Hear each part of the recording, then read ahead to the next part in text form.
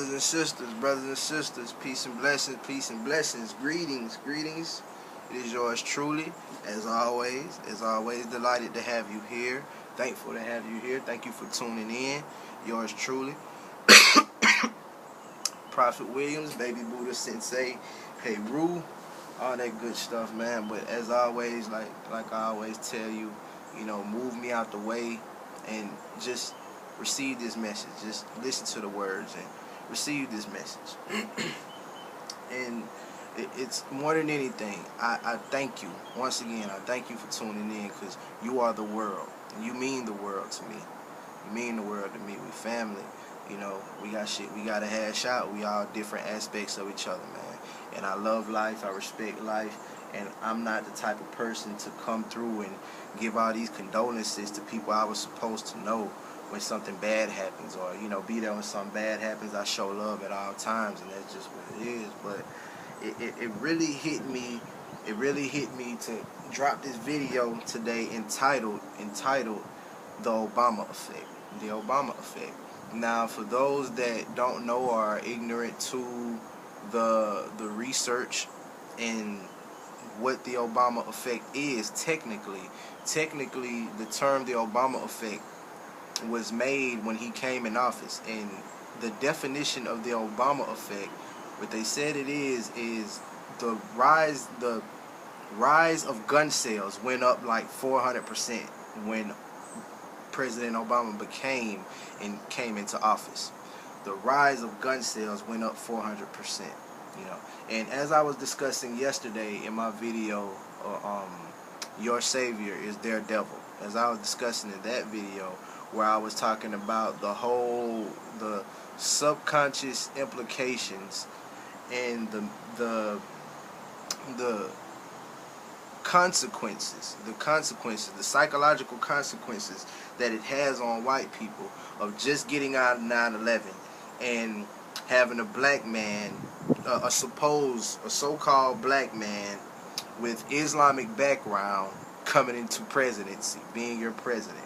Not, people not being politically aware internationally around the world, and understanding the appeal that gives to the rest of the world, and how that really saved y'all ass, having a black president with Muslim appeal, a seemingly, by look, African American president with Islamic background.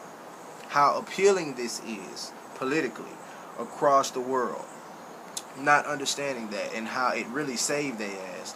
But I want to break down the Obama effect aside from its technical definition of the rise of gun sales. I want to break down the Obama effect as a multifaceted octagon scepter, an octascepter, something that cuts 8 different ways, at least several different ways, when you talk about this Obama administration. One, the Obama effect in placing this man in office, because first of all, he never won the popular vote on neither of the elections. On neither of the elections, he did not win the popular vote on neither one.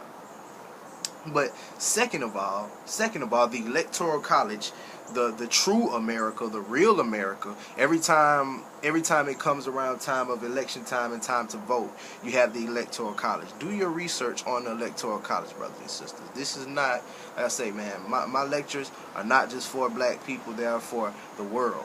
You understand? But it's coming through the vessel of my brothers and sisters and black people, because we are the ones that have the knowledge, that have the original knowledge of the earth.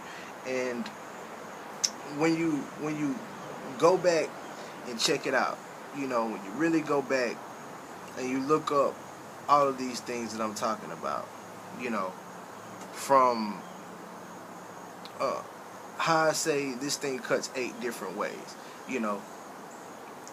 And first things first, this Obama thing is to make black people look like they are not fit for leadership, to propagandize black people into never being in this position to be able to be a president or a leader of the free world again. That's what this whole thing is about. And important to understand two. We can say that this is number two. That Bush fucked up shit so bad. You know, Obama is really keeping white people from acknowledging their own sickness, their own mental illness, and cleaning out their own closet and addressing their own skeletons. You know what I'm saying? Obama makes it easy for them to point the finger. When in the subconscious, it's really, yeah, you know, this black man, you know, this nigger got this shit all fucked up. You know what I'm saying? This motherfucker this Obama guy got this shit all fucked up. When no, your government has this shit all fucked up. Do you understand that? Your government has this shit all fucked up. They assassinated your first two presidents who tried to print your money, like I said. You know, and that's who it ain't got shit to do with Obama. He's a fucking puppet. It's the ones behind him. And this, like I say, the Electoral College. Do your research on the Electoral College. And this is every time election comes around, there's these 500 people, roughly I think it's 535 or something like that, 530 of them. You know, 500 people sway the votes of millions. They sway the votes of millions. Now, ask yourself, have the mental integrity, have the intellectual integrity, and ask yourself, how in the world can 500 people sway the votes of billions of the whole nation? You know how? Because those 500 people are the real America, and the rest of us are pawns.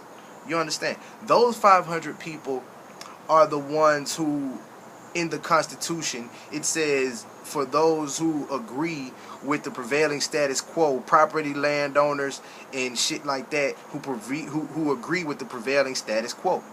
You understand? And many millions and millions of white people do not agree with the prevailing status quo right now. So that would make you not American. And you're not American anyway. But by definition as well now. The fact that you don't agree with the current status quo, and many of you aren't property landowners or none of that shit, you know, but the 535 in the Electoral College who sway the votes of billions, that is the real America. And those are we the people. That's them. You understand? And those are the ones who sway the votes of billions. These are the property landowners and corporation owners or whatever that like I say, sway the votes of billions. This 0.01%